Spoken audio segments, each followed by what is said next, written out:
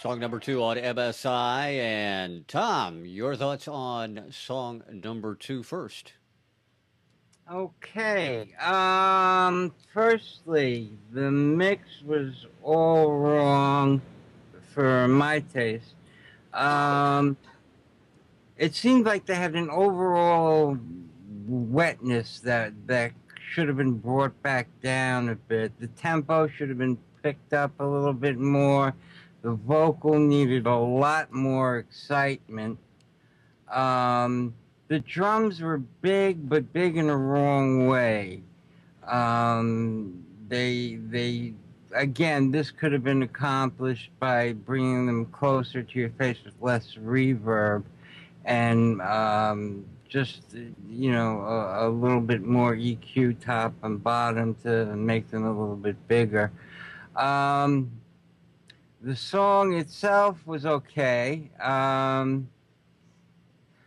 Again, it's when you listen through just one time through it's hard to remember everything, and there were just so many little things about this that just irked me a little bit. Overall, it doesn't mean I didn't like it. It was a decent song. It needs a lot of work though. It's a good demo. But the wetness and the just made everything too distant and too jumbled, and I think the tempo was wrong for it. It should have been a little bit faster, and the mix just, I mean, being an engineer has really ruined music for me sometimes. The first thing I often hear is the mix instead of the song. And in this case, that was it. The mix was too distracting for me to really concentrate as much as I wanted to. The song deserved a little bit more attention to detail on the production part and side, and it was just a decent demo that just really needs an experienced producer to guide them along, and it sounds like they let the engineer produce the mix, where sometimes that's why engineers get hired, because they don't just mix and make sure you hear everything. They actually produce the mix, where decide what comes in, what comes out, where things go. And in this case, it missed on a lot of bases for me. So definitely continues the trend of nothing really stood out and grabbed me by my feet. All right, Tom, I appreciate it. Thank you so much. Taylor, we're going to you next. Your thoughts on number two. Well, it's interesting. I think, I agree with some of what Tom said, but I feel like this band probably thinks of themselves as Rob Zombie or aspires to be like that. And again, this mix was completely wrong. I mean, everything just sounded so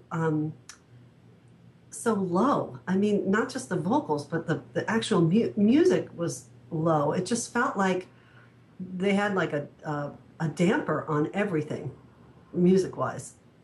Does that make sense, what I'm saying? I hope I'm making sense here. Yeah, you are making sense. Okay.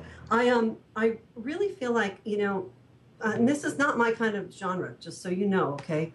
But this song, there are parts of this song where if it were mixed correctly, it could actually work for film and TV scores. That it has that element, because it does kind of have that witches feel, like the Rob Zombie. It kind of wants to be, it feels like it wants to be that, but it's not coming close. And the guitar solo, it's just too old style for me, personally. I feel like that would need to be completely shifted, that the solo part there, because it kind of went back to some sort of like what I feel is like 1970s kind of metal stuff that is just sort of not really selling at all. But I like the arrangement of the song, aside from the bridge and guitar solo. Again, I'm not liking the bridges on some of these songs, but aside from that, I feel like it actually, the arrangement of it was not so bad. I think it could actually work in some respects. Again, I think it really needs to be produced. It's just, that's one of the things that's really lacking. All right. I appreciate it, Taylor. Thank you very much. And Ian, your thoughts on number 2? Yeah, I actually, as a song, I really like this. This is my sort of thing, I mean, there's elements of Alice in Chains, Clutch, Ozzy Osbourne, Clawfinger, all sort of in there for me, which are bands I love. The groove was fantastic. Really had my head bobbing very early in the song. I can see people in the chat room saying they didn't like the sitar on the intro and building up in the song as well. I personally like that. It works for me. It sort of gives, some of the progressions that the band were using had that Eastern feel to them already with the guitar parts, and the sitar added for me. I liked that a lot. But yeah, the mix was all over the place. Everything seemed low, as Taylor said. Compared to the last song, the volume level overall on this was low, and I've got my system cranked. I couldn't get any more out of it, and I was struggling to hear everything. I mean, it sounded to me like all the parts were performed really well. It sounded to me like tonally that the mix was there, but from the point of view of levels and effects and compressions, everything was just sort of rammed down. I couldn't agree more with Tom. I hate how much we're agreeing on this show, to be honest. But about the effects on the vocals. We'll meet for a drink afterwards, and who knows, we'll get a room. Fantastic. You're buying. The vocals, far too much effects going on. It wasn't just reverbs, there were other bits and pieces going on in there, and you just couldn't get a grasp on what he was saying, not just because the volume was low, but because the effects were blocking all that coming through.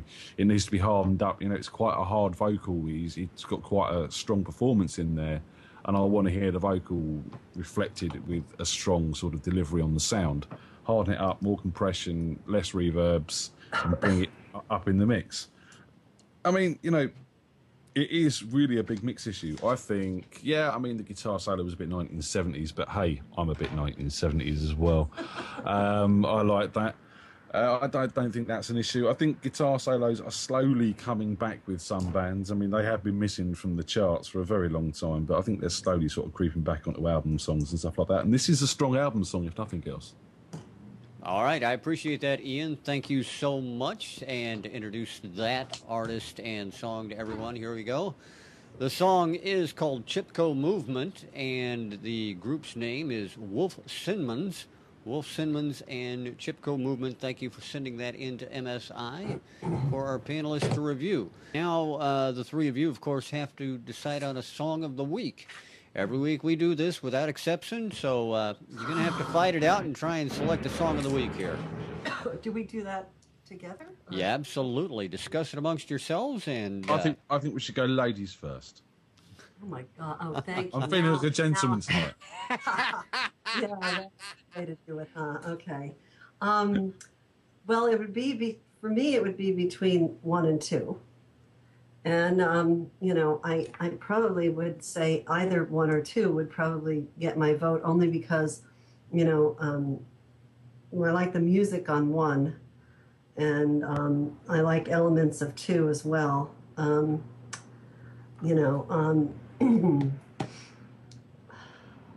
course, if you've ever seen that movie, what was it called, Ian? There Can Be Only One. Yes, that's what. Oh, it's a Highlander. Highlander, absolutely. Do I have to pick one? I thought we discussed it. No? Absolutely. Well, you can discuss it amongst yourselves. Usually what everybody does is they have a rationale for what they've selected in mind, and then use that to try and get everybody to change their mind. But however you want to do it. I mean, Ian said ladies first, so Tom's wanting to jump in. I'll just say I would probably go with then song number 2, because I think that would probably be the one that would be closest to getting any kind of play. So I would say that one. Is that your final answer?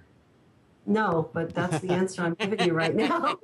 Open the box, take the money. Open the box.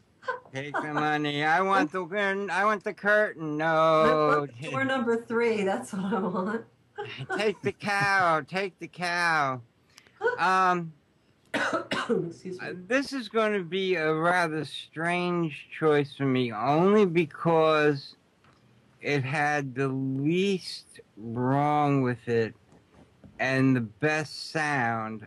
I'm going to have to go with number 1. The songs on 2 and 3 were slightly better. Number 1 was, like I said, lethargic, but when you compare it to the other 2, if I'm stuck in an elevator, I'd much rather listen to number 1 than, twice, 3 times in a row as we go from the 1st to the 50th floor than 2 or 3. How often do you get stuck in an elevator, Tom? Oh, God, at least once a week. Just wondering, because if you're basing your criteria on that, it's got to be a strong identification. Is your getting stuck in the elevator going in or coming out of? Just saying. No, it's just a matter of if I heard the song and I had to do the mix myself. Well, listen to me. If I had to do the mix myself, I would survive longer mixing number 1 and would have Right. made the upright choice and say cut the fade, cut out 6 choruses, and you've got a song. All right, Ian. Could we get the vocalist from 3 to go on to 1? You mean the vocalist from 1 to go on to 3? Surely. Yes. Yes, because the other way around, I don't think it's going to do much. I was kidding, actually. Tough week. I want to say number 1 because the vocalist was fantastic, but I want to say number 2 because of the tracks we've heard this week. It's the one I certainly enjoyed the most and would sort of go out and pay money for.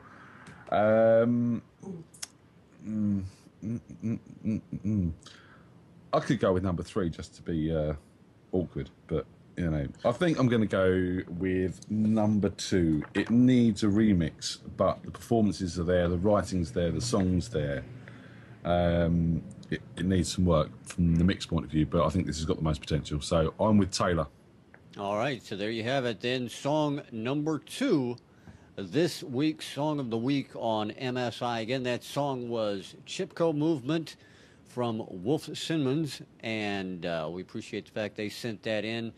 Ian, Tom, thanks for being here as always. Appreciate the fact that you took the time. And Taylor, Rich, yes. Ian. Just before I have to shout you at the end, don't forget to introduce next week's guest. I was going to let Tom do that. Cool, even better. Yeah, I thought so too. Taylor, thanks so much for being with us. We really appreciate the fact that you took some time out of your busy schedule to be here. Thank you so much for having me. I had a blast, and it was a lot of fun, and I'd love to come back anytime you want to have me. We would love to have you, that's for sure. And if anybody wants to get in touch with Taylor, they can do so at tailfish.com. If you're looking for a publicist, I'm sure she'd be more than happy to talk with you and work with you. And Taylor, Absolutely. I've heard you know John Wozniak from Marcy Playground's publicist, so maybe you could talk to her for us and she could get him on the show. I actually am working on that for you guys. I would love to have him on the show, but if not him, maybe Dylan would do it, or Shlomi, either or. So we'll try and get that sorted out. They've been on tour. As long as they can play an acoustic version of Sex and Candy, I'll be happy. I love that tune. All right, Taylor, thanks again so much. We really appreciate it. Tom, do you want to take and introduce next week's guest panelist, everyone? Sure. Her name is Jennifer Tranny. She has her own Ustream show. She is a guitarist, musician, writer. She has well over 100, 200 hours of YouTube guitar tutorials. She works for a company called Mahalo, and they teach you how to do just about anything. She's also got a CD out. She performs live. She's a very, very interesting character. And she's going to be next week's guest panelist right here on MSI. And yeah, it should be an interesting show. I don't know if it'll come up to this week's standards because, you know, we've had such a wonderful guest host this week. You'll be saying the same next week. Well, what can I tell you? You know, I'm easy. Oh, you are at that. All right, everybody, we appreciate the fact that you've been here with us on MSI this week.